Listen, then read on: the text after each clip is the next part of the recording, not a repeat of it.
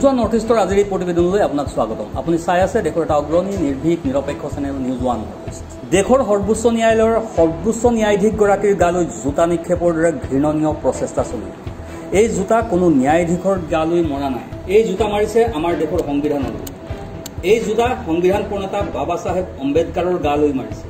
এই জোতা ভাৰত মাতৃৰ মুখত মাৰিছে। এই জোতা আপোনাৰ আৰু আমাৰ আত্মসন্মানত মাৰিছে। এই জোতা কোনো সাধাৰণ জোতা নহয়, এয়া এক কোনো সাধাৰণ অস্ত্ৰ নহয়। এনেদৰে জোতা মাৰি আপোনাক মোক ক'ব বিচাৰিছে যে আপুনি দেশৰ যিমান ডাঙৰ ন্যায়মূৰ্তি হওক অথবা আপুনি সাধাৰণ কৃষকেই হওক, আপোনাৰ আমাৰ ওপৰত এই দমন চলিবই। তেওঁলোকৰ বিৰুদ্ধে গ'লে আপোনাক মোক জোতাই নহয়, ইয়াতকৈ আৰু ভয়ংকৰ বেজ্জতি কৰিবলৈও তেওঁলোকে কোনো পৰোৱা নকৰে। ন্যায়মূৰ্তি বি আৰ গাৱাই দেশৰ উচ্চতম ন্যায়ালয়ৰ নতুন মুখ্য ন্যায়াধীশ হিচাপে যোগদান কৰিছে। তেখেতে বৰ্তমানলৈকে নাজানিছিল যে সমগ্ৰ দেশখনৰ এচাম অন্ধভক্তই নিজৰ পৈতৃক সম্পত্তি বুলি গণ্য কৰি আহিছে। এইখন দেশত এতিয়া এইটোৱেই চলে যিটো ৰজাৰ প্ৰপগেণ্ডা চুইট কৰে। এজন অন্ধভক্ত অধিবক্তাৰ নামত কলংক ৰাকেশ কিশোৰ দেশৰ মুখ্য ন্যায়াধীশগৰাকীলৈ কিয় জোতা মাৰিছিল সেইটো আপুনি সেই অন্ধভক্ত উকিলজনৰ মুখেৰে শুনক। कि भाई हजारों साल हम सब के गुलाम ही रहे, जो छोटी छोटी कौम आई वो हम पे राज करके चली गई। वो केवल इसलिए क्योंकि हम हमेशा बहुत टॉलरेंट रहे, आज भी हम टॉलरेंट हैं।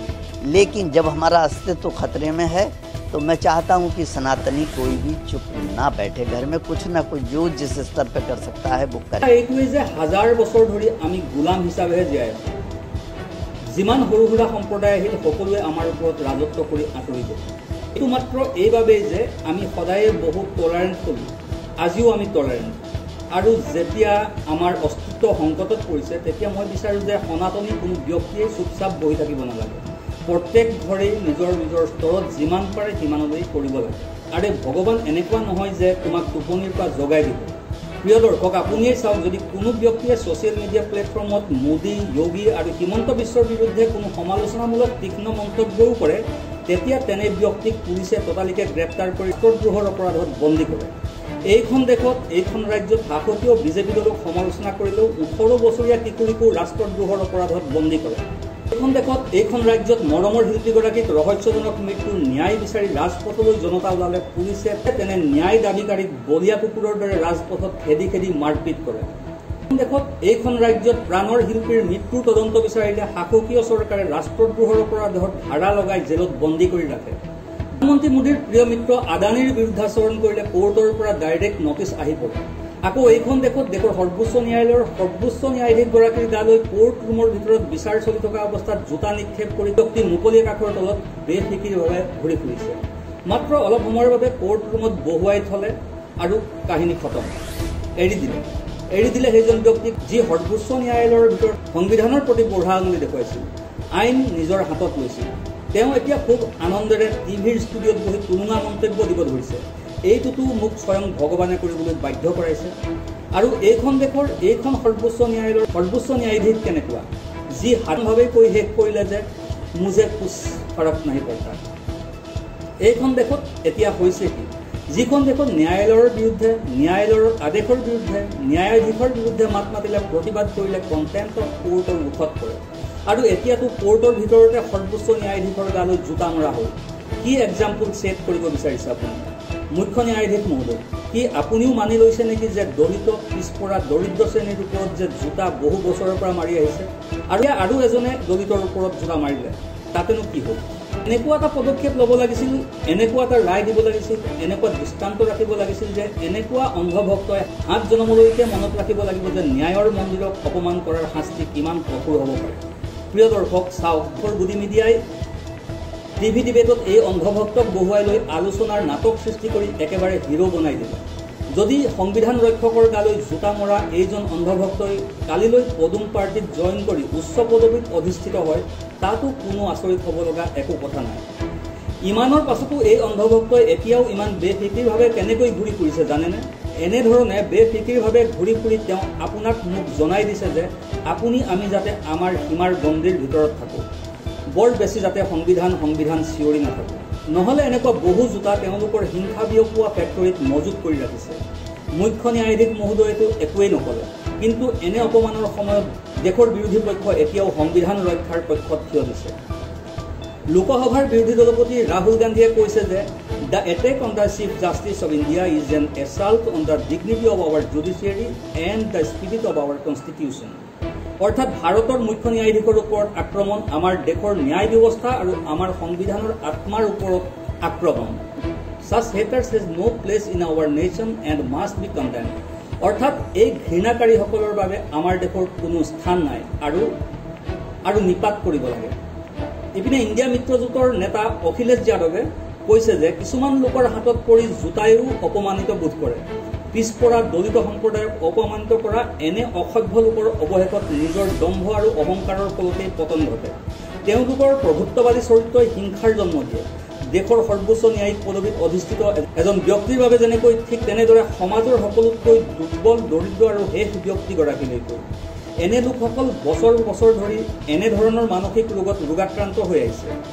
মই সেইবাবেই ক'ব বিচাৰিছোঁ PDA বুলি, কাৰণ PDAৰ অৰ্থ হৈছে পীড়িত, দলিত আৰু অপমানিত। সমাজৰ এই PDA শ্ৰেণীৰ উদাৰতা আৰু সহানুভূতিশীল মনোভাৱক 5000 বছৰ ধৰি এনেধৰণৰ মানুহে ব্যৱহাৰ কৰি আছে। কিন্তু ইমান পৰ্যন্ত অপমানৰ পাছত এতিয়া আৰু এই PDA সমাজখনে মানে পীড়িত, দূষিত আৰু অপমানিত সমাজ বহি নাথাকে। বিজেপি আৰু তেওঁলোকৰ সংগী RSS এতিয়া নিজৰ শাসনৰ অন্তিম ক্ষণত উপস্থিত, কিয়নো তেওঁলোকৰ ভ্ৰষ্টাচাৰী নিৰ্বাচন প্ৰক্ৰিয়াৰ মুখা ইতিমধ্যে খোল খাইছে। এতিয়া আৰু তেওঁলোকে ক'তো বিজয়ী হ'ব নোৱাৰে। সেয়েহে হতাশ হৈ তেওঁলোকে এতিয়া এনে আচৰণ প্ৰদৰ্শন কৰিছে। বিজেপি এইবাৰ শাসনৰ পৰা উৎখাত হ'লে আৰু পুনৰবাৰ কেতিয়াও আহিব নোৱাৰে, কিয়নো দেশৰ 90% জনতাই এতিয়া নিজৰ প্ৰাপ্য আৰু অধিকাৰ বিচাৰি একত্ৰিত হৈছে। 10% উচ্চ শ্ৰেণীয়ে সমগ্ৰ দেশখনকে শাসন কৰিব, সেইটো আৰু এতিয়া জনতাই মানি নলয়। ভাৰতৰ সামাজিক ৰাজনৈতিক ইতিহাসত এই অধিকাৰ বিচৰা আন্দোলন অপমান বনাম সন্মানৰ সংঘৰ্ষ। PDA অৰ্থাৎ পীড়িত, দলিত আৰু অপমানিত শ্ৰেণীয়ে নিজৰ স্বাভিমান আৰু সন্মান ৰক্ষাৰ যুঁজখনত বিজয়ী হ'ব। আম আদমি পাৰ্টীয়ে কি কৈছে শুনক। মুখ্য ন্যায়াধীশক অপমান মানে দলিত সমাজক অপমান। RSSৰ মানসিকতাৰে পুষ্ট এজন ভুৱা উকিলে দেশৰ সৰ্বোচ্চ ন্যায়াধীশ BR গাৱাইৰ গালৈ জোতা নিক্ষেপ কৰিছে।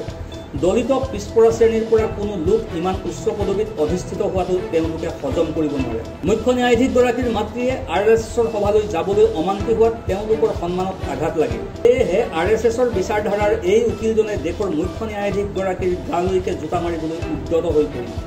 ইপিনে বিহাৰৰ RJD নেতা তেজস্বী যাদৱে কৈছে যে এতিয়া সৰ্বোচ্চ ন্যায়ালয়ৰ ভিতৰতে সৰ্বোচ্চ ন্যায়াধীশগৰাকীলৈকে জোতা মৰা হ'ল। আমাৰ গণতান্ত্ৰিক আৰু ন্যায়িক ব্যৱস্থাটোত এইটো এটা সৰ্বনাশী ঘটনা। যেতিয়া দেশৰ সৰ্বোচ্চ ন্যায়ালয়ত সৰ্বোচ্চ পদত থকা এগৰাকী ব্যক্তিলৈকে যদি এনেদৰে জোতা মৰা হয়, তেতিয়া সাধাৰণ জনতাৰ বাবে বিষয়টো অতিকৈ চিন্তনীয় হৈ পৰিছে। 2014 চনৰ পাছৰে পৰা যিদৰে ৰাজকীয় সংৰক্ষণেৰে বিভিন্ন মাধ্যমৰ যোগেদি সমগ্ৰ দেশতেই ঘৃণা আৰু হিংসা বিয়পাই তোলা হৈছে, সেইটোতো তাৰেই দুখজনক পৰিণাম। দলিত সম্প্ৰদায়ৰ পৰা অহা আৰু সংবিধানক সুৰক্ষা দিয়া ব্যক্তিও সাংবিধানিক পদত সুৰক্ষিত নহয় নেকি? এই জোতা দেশৰ মুখ্য ন্যায়াধীশলৈ নহয়, এই জোতা আমাৰ দেশৰ সংবিধান আৰু আমাৰ দেশৰ সংবিধান প্ৰণেতা বাবা চাহেব BR আম্বেদকাৰৰ গালৈহে মাৰিছে। ধৰ্মৰ নাম লৈ কিছু লোকে সমাজত বিষ-বাষ্প বিয়পাইছে। সংবিধান আৰু দলিত শ্ৰেণীৰ বিৰোধী বিজেপি এই ঘটনাত কিয় নিশ্চুপ হৈ আছে? ন্যায়পালিকাৰ গৰিমাই হৈছে আমাৰ গণতন্ত্ৰৰ মূল শিপা, আৰু এইটো ৰক্ষা কৰা আমাৰ সকলোৰে ধৰ্ম। প্ৰিয় দৰ্শক, এতিয়া ভালদৰে চাওক। তেওঁলোকক 400খন আসন এইবাবেই লাগে যে দলিতসকলে হাতৰ ঝাৰু আৰু ডিঙিৰ ঘণ্টা আঁতৰাই আৰু কোনো উচ্চ পদত অধিষ্ঠিত হ'ব নোৱাৰে। দলিতসকলক এওঁলোকে কেতিয়াবা জনসভাত সাৱটি ধৰি ভৰি ধুৱাই এখন নাটকৰহে সৃষ্টি কৰে, কিন্তু পাছত খাদ্য গ্ৰহণৰ সময়ত এই দলিতসকল থকাৰ বাবে বাহিৰৰ পৰা খাদ্য আমদানি কৰিহে গ্ৰহণ কৰে। 400 আসন পোৱা হ'লে এওঁলোকে আৰু কি যে নকৰিলেহেঁতেন আপুনি কল্পনাই কৰিব নোৱাৰে। প্ৰিয় দৰ্শক, BR গাৱাইটো এগৰাকী মুখ্য ন্যায়াধীশ আছিল বুলিহে, নহ'লে অন্য লোক হোৱা হ'লে কি যে নঘটিলহেঁতেন আপুনি ভাবিবই নোৱাৰে। উত্তৰ প্ৰদেশৰ ৰায়বেৰেলীত হৰি ওম নামৰ এগৰাকী দলিত ব্যক্তিক মাথো চুৰি কৰাৰ সন্দেহত মৰিয়াই মাৰি পেলোৱা হ'ল। সেয়েহে কৈছোঁ, জোতা তেওঁলোকৰ হাতত মজুত আছে, খালী মৰাৰ বাবেহে এটা সুযোগ লাগে। পূৰ্বতে ঘোঁৰাত উঠিব নিদিছিল, সমানে কোনো সভাই সমিতিত বহিব নিদিছিল, একেটা কুঁৱাৰ পৰা পানী খাব নিদিছিল, মহিলাসকলক কাপোৰ পিন্ধিব নিদিছিল, মুঠতে নিজ খেয়াল খুচিমতে তিল মানুহ সময় জীয়াই থাকিব নোৱাৰিছিল এই দলিতসকল। কিন্তু বাবা চাহেব আম্বেদকাৰে দলিতসকললৈ আনিলে এই স্বাধীনতা। আৰু বৰ্তমান উত্তৰ প্ৰদেশৰ ৰায়বেৰেলীত চোৰৰ সন্দেহত মৰিয়াই মাৰি পেলোৱা হৰি ওমে মৃত্যুৰ সময়ত শেষ মুহূৰ্তত মোদীজীৰ নাম লোৱা নাছিল, ৰাহুল গান্ধীৰহে নাম লৈছিল, কিয়নো তেওঁ হয়তো ভালদৰে উপলব্ধি কৰিছিল ৰাহুল গান্ধীৰ নীতি নিয়ম আৰু সমভাৱাপন্নতাক। ৰাহুল গান্ধীয়ে নিজে হৰিওমৰ ক্ষেত্ৰত ন্যায় প্ৰদানৰ কথা কৈছে। ৰাহুল গান্ধীয়ে কৈছে যে ৰায়বেৰিলিত দলিত যুৱক হৰিওম বাল্মীকিৰ নিৰ্মম হত্যা মাত্ৰ এজন ব্যক্তিৰে হত্যা নহয়, এই হত্যা ন্যায় আৰু সংবিধানৰ হত্যা। আজি ভাৰতত দলিত, আদিবাসী, মুছলমান, পিছপৰা আৰু দৰিদ্ৰ সকলোকে হৰিওম বাল্মীকিৰ দৰে লক্ষ্য কৰি লৈছে, যাৰ কণ্ঠ ৰুদ্ধ, যাৰ অধিকাৰ কাঢ়ি লোৱা হৈছে আৰু যাৰ জীৱনটো একেবাৰে মূল্যহীন বুলি ভাবি লোৱা হৈছে। দেশত এতিয়া হিংসা বিয়পোৱাৰ সৈতে শাসকযন্ত্ৰ একত্ৰিত হৈ পৰিছে, য'ত এতিয়া সংবিধানৰ স্থান বুলডোজাৰে লৈছে আৰু ন্যায়ৰ স্থানত ভয় ভাবুকি অধিষ্ঠিত হৈছে। মই হৰিওমৰ পৰিয়ালৰ সৈতে একেলগে থিয় দি আছো। তেওঁ ন্যায় নিশ্চয় পাব। ভাৰতৰ ভৱিষ্যত মানৱতা আৰু একতাৰ ওপৰত প্ৰতিষ্ঠিত। এই দেশ সংবিধানৰ নিয়ম মতেহে চলিব, ভয় ভাবুকিৰে নচলিব। প্ৰিয় দৰ্শক, প্ৰকৃত সত্যটো এইটোৱেই যে সত্যটো শুনিবলৈ বহুতৰে বাবে অপ্ৰিয়, কিন্তু দেশৰ প্ৰান্তে প্ৰান্তে মুকলিভাৱে যি হিংসা বিয়পোৱা হৈছে সেইটো আপোনালোকক জনাব লাগিব। এতিয়া চাওক, এজন কাপুৰুষে ভিৰৰ মাজৰ পৰা ওলাই জোতা মাৰিছে আৰু বাকীসকলে ভীৰুৰ দৰে মাথো দৃশ্যটোহে চাই লৈছে। শুনক ছচিয়েল মিডিয়া এক্সত আন অন্ধভক্তই কি কৈছে। হাৰ্দিক ভাস্কৰ, তেওঁ এক্সত এই কাপুৰুষজনৰ ফটো পেষ্ট কৰি লিখিছে যে 21 শতিকাৰ মংগল পাণ্ডেক হীৰনত প্ৰণাম কৰিছো। আপোনাৰ দৰে দেশভক্ত আৰু সনাতন ভক্তক লৈ আমি গৰ্বিত। ৰাকেশ কিশোৰ জিন্দাবাদ। Dates keep, dates the tweet. ইয়াৰ পাছতো কিছু ভইচ অৱ হিন্দুত আছে। তেওঁ বহু জোতাৰ ফটো পেষ্ট কৰি লিখিছে যে একৰ্ডিং টু ইউ হুইচ শ্ব'জ ভীমতা CJI গাৱাই। চাওক কেনেকুৱা শব্দ ব্যৱহাৰ কৰিছে সৰ্বোচ্চ ন্যায়াধীশগৰাকীৰ প্ৰতি। ভীমতা যেতিয়া লিখিবলৈকে লাজ পোৱা নাই, আমি ক'বলৈনো ৰাইজক জনাবলৈনো কিয় লাজ কৰিম। এয়া অভিৰাজ, তেওঁ লিখিছে যে এই সকলোবোৰ জোতা মিলাই এনেকুৱা জোতা বনোৱা যাতে মাৰিবলৈ ভাল হয়, আৰু please note don't use the top brand শ্ব'জ, অল দ্য লোকেল ওৱান শ্ব'জ বি ইউজড। ইয়াৰ পাছত এয়া নীৰজে এক্সত লিখিছে যে অল অফ দেম থোক লাগাকে। ইয়াৰ পাছত জবন পুত্ৰপুঞ্জ, তেওঁ লিখিছে জোতাযোৰ এনে হ'ব লাগে যাৰ এফালে গোবৰ লাগি থাকে আৰু আনফালে পোক লাগি থাকে। আৰু এজন অমিত ডি নামৰ লোকে লিখিছে যে none of these they will get dirty upon his touch. I expect something similar these feel the stinking as is thinking. Mishra নামৰ আন এজনে লিখিছে যে পূজ্য CJI মহোদয়ৰ বাবে সকলো একত্ৰিত হ'ব লাগে। আৰু এজন উত্তম মিশ্ৰ নামৰ ব্যক্তিয়ে লিখিছে যে ইট লুক লাইক দিজ শ্ব'জ আৰ চ' এক্সপেঞ্চিভ। দেশৰ সৰ্বোচ্চ ন্যায়ালয়ৰ সৰ্বোচ্চ ন্যায়াধীশগৰাকীৰ বিৰুদ্ধে আৰু যে কতজনে কত টুইট কৰিছে, কিন্তু এয়া সৰ্বোচ্চ ন্যায়াধীশ BR গাৱাই মহোদয়ৰ বিৰুদ্ধে হৈ থকা নাই, এয়া সংবিধানৰ বিৰুদ্ধে, ভাৰত মাতৃৰ বিৰুদ্ধে। কিন্তু এনে অৱস্থাতো নিশ্চুপ হৈ বহি আছে প্ৰধানমন্ত্ৰী নৰেন্দ্ৰ মোদী। যিখন দেশত প্ৰধানমন্ত্ৰী মোদীৰ কাম কাজক সমালোচনা কৰিলে, ন্যায্যপ্ৰাপ্য বিচাৰিলে, অধিকাৰ বিচাৰিলে, প্ৰতিবাদ কৰিলে, সোনম ৱাংচুকৰ দৰে পৰিৱেশ বিজ্ঞানীকো ৰাষ্ট্ৰদ্ৰোহৰ অপৰাধত জেলত বন্দী কৰি থব পাৰে, সেইখন দেশতে দেশৰ সৰ্বোচ্চ ন্যায়ালয়ৰ সৰ্বোচ্চ ন্যায়াধীশগৰাকীলৈ জোতা মাৰিলেও একো অপৰাধ বুলি নাভাবে মোদী চৰকাৰে। আপুনিয়ে চাওক দেশৰ গণতন্ত্ৰ এতিয়া কোন দিশে। সংবিধান ৰক্ষাৰ শপত লৈ শাসনৰ গাদীত বহা মোদী চৰকাৰে সংবিধান ৰক্ষা কৰিছেনে? ন্যায় বিচাৰি ৰাস্তাত প্ৰতিবাদ কৰিলে দৌৰাই দৌৰাই কোবাব। আৰু অন্ধভক্তই কোৰ্ট ৰুমত ন্যায়াধীশক আক্ৰমণ কৰিলে, ন্যায় ব্যৱস্থাৰ ওপৰত ছচিয়েল মিডিয়াত অতি নিজ মন্তব্য দিলেও ব্যৱস্থা নলয় মোদী চৰকাৰে, কাৰণ তেওঁলোক অন্ধভক্ত দলৰ সদস্য। আৰু এই যিজন উকিলে মুখ্য ন্যায়াধীশৰ গালৈ জোতা নিক্ষেপ কৰিছিল, তেওঁ কৈছে যে মই ঈশ্বৰে কোৱাৰ বাবেহে এনেকুৱা কৰিছিলোঁ, মোৰ ৰাতি ৰাতি টোপনি অহা নাছিল, আৰু স্বয়ং পৰম পিতা পৰমেশ্বৰে মোক সপোনত আহি ক'লে যে পৃথিৱীখন জ্বলি আছে আৰু তুমি শুই আছা।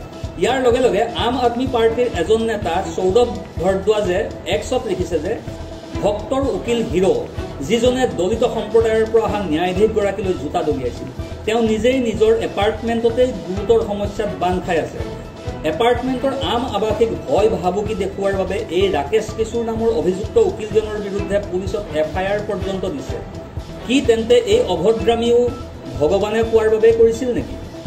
আৰু যি নিজকে বহুত ডাঙৰ সনাতনী বুলি কয়, তেওঁতকৈ আৰু ডাঙৰ মিথ্যাচাৰী কোনো নাই। যিজন মানুহে কৈছিল সেই ব্যক্তিজনকেই নিজৰ দলত চামিল কৰিলে। আৰু এনে বহু উদাহৰণ আছে, যদি দেখুৱাবলৈ যাওঁ সম্পূৰ্ণ এদিনতো শেষ নহ'ব। কিন্তু প্ৰকৃত সনাতনী নীতিয়ে সত্যৰ সপক্ষে থিয় দিয়াটো বিচাৰে। দুৰ্বলী, পিছপৰা, দৰিদ্ৰক সহায় কৰিবলৈ শিক্ষা দিয়ে, পাপীকো মাফ কৰি দিবলৈ শিকায়, প্ৰেমৰ দৃষ্টিৰে চাবলৈ শিকায়। প্ৰকৃত সনাতনত হিংসা প্ৰতিহিংসাৰ কোনো স্থান নাই। Bureau' report, news 1 office.